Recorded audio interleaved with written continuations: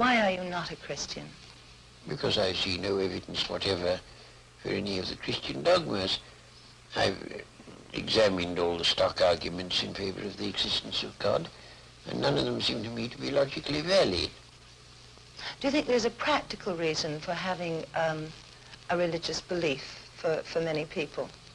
Well, there can't be a practical reason for believing what isn't true. That's quite, at least I rule it out as impossible.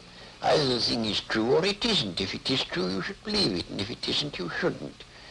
And if you can't find out whether it's true or whether it isn't, you should suspend judgment. But you can't, it seems to me, a fundamental dishonesty and a fundamental treachery to intellectual integrity to hold a belief because you think it's useful and not because you think it's true.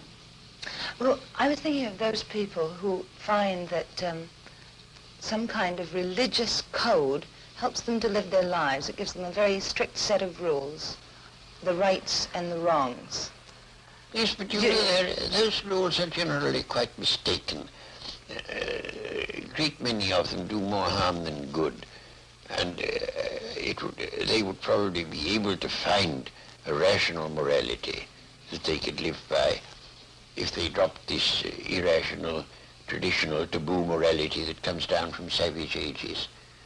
But are we, perhaps the ordinary person, perhaps isn't strong enough to find this own personal ethic?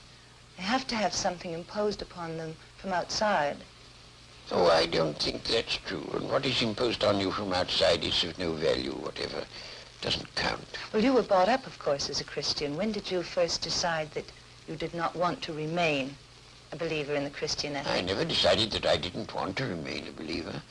I decided between the ages of 15 and 18, I spent almost all my spare time thinking about Christian dogmas and trying to find out whether there was any reason to believe them.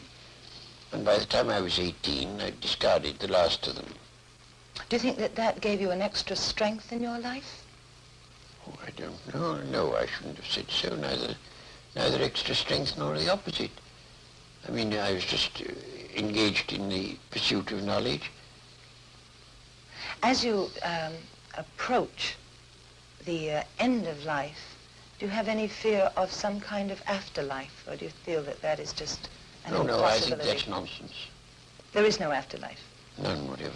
Do you have any fear of something that is common amongst atheists and agnostics who have been atheists or agnostics all their lives, who are converted just before they die to a form of religion?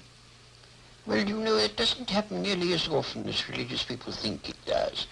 Because religious people, most of them, think that it's a virtuous act to tell lies about the deathbeds of agnostics and such. As a matter of fact, it doesn't happen very often.